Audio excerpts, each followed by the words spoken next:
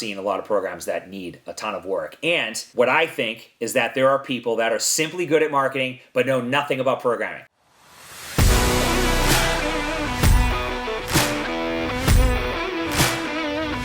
On today's programming review, I'm going to review Phil Daru's Combat Kettlebell training program. So to give you guys some context, first, I am looking at exercise selection. I'm looking at things like exercise order. I'm also looking at things like sets, reps, and rest intervals, and then conditioning. Is there any conditioning? And if there is conditioning, how is it programmed? Are they using the correct modalities? Does the intent align with what is there as far as the actual programming is concerned? So those are some things for context. This is less about my own biases and more about what is actually here. For context, I have looked at some programs thus far throughout these programming reviews that have been very haphazard in nature in terms of just having people do an inordinate amount of work before they do things like their main lift. Their main lift could be something like a heavy squat, press, or deadlift, whereas a really well-designed program will have priorities. We will have things in a specific order so we can put the most amount of effort into those exercises. On the other end, we think about just the order of the day. We will typically have things that require more strength, more neural demand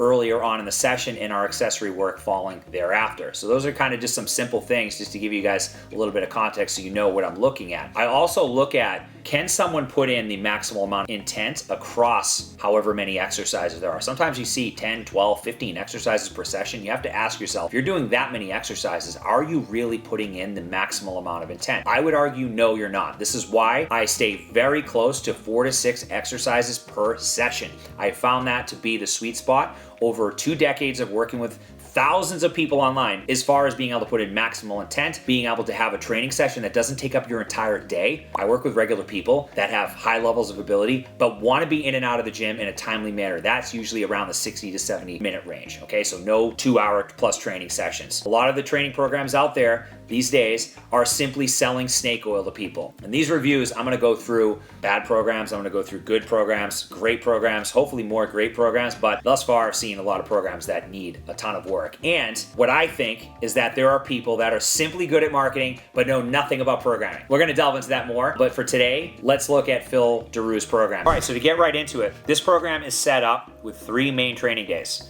Okay, the setup of the program is 2 pairings, a giant set, and then anaerobic conditioning. Okay, so I think that overall this program is fine as far as sets, reps, and rest intervals, exercise selection. I think that's all well and good. I don't see any issues with it. However, I would say because of the way it is programmed with very low rest intervals, this is probably a program that's more for work capacity to build GPP, which kettlebells are a phenomenal way to do that. As far as the actual exercise selection, he does use pairings that tend to be more agonist. So essentially, if you think about something like a hip hinge, like a deadlift, pairing that up with something like a glute bridge, which in essence is hip hinge on hip hinge, you're working the same musculature. Is there anything wrong with that? No, but long term, probably not something I would do. I would probably do more hip and knee dominant if we're gonna do pairings for lower body. And again, matter of personal preference there. I think for what this program will definitely work for people that are using it that just want to use kettlebells.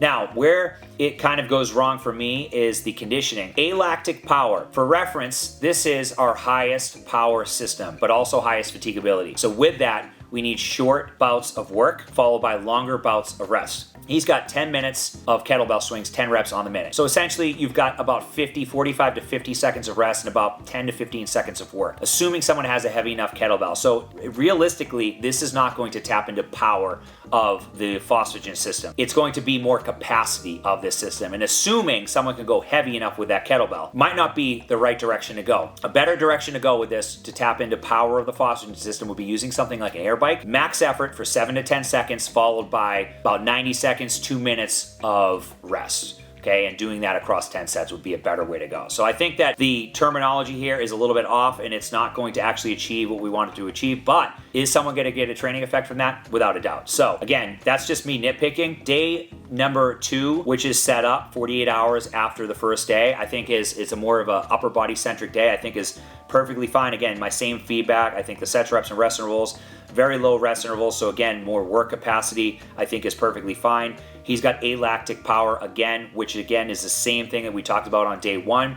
2 kettlebell swing row, not going to do it for 10 repetitions with only 45 to 50 seconds of rest. Okay, and again, it's very limited in terms of someone's technique. It's very limited in terms of the loading capacity, what someone has access to for heavy kettlebells.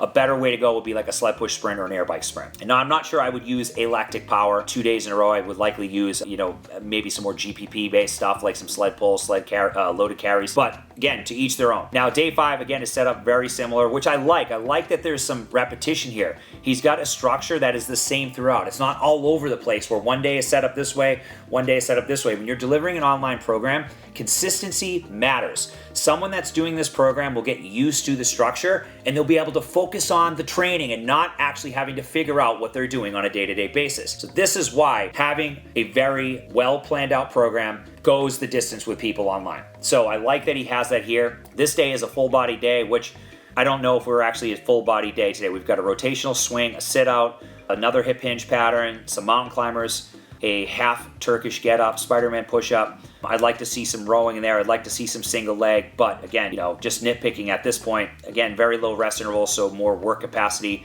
And then we're ending with lactic capacity work, which this is our glycolytic system tapping into capacity. The way he has it here, a kettlebell snatch and 1 arm, 5 reps per arm is not going to do it. Okay, we need 90 seconds to about 120 seconds of work, followed by about 1 to 2 minutes of rest. So incomplete rest with capacity work, that is a very, very painful method to use, and certainly could have application to someone that's training in MMA, someone that might be using this kettlebell program. Will be hard to go after if you're not using the right modality. So I would say that this is a mismatch, not something I would use for lactic capacity work. And that's how the program is structured. He does this over multiple weeks. He uses the same variations, which again is another thing I like about an online program. Having repetition, reducing the learning curve, having too much variability, having too many exercises, those are all things that are no-no online. And honestly, they're a no-no in person. Even when I train people in person for the first 10 years of my career, 4 to 6 exercises per session, still following the tenets of proper program design, always wins at the end of the day. And I think that overall, this is a solid program.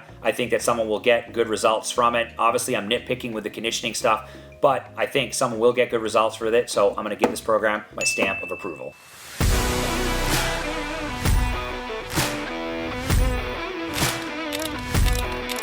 Best program available on the internet today. I think it's very difficult to find a trainer like Jason that... Since joining Everyday Heroes, I feel like I've stopped working out and actually started training.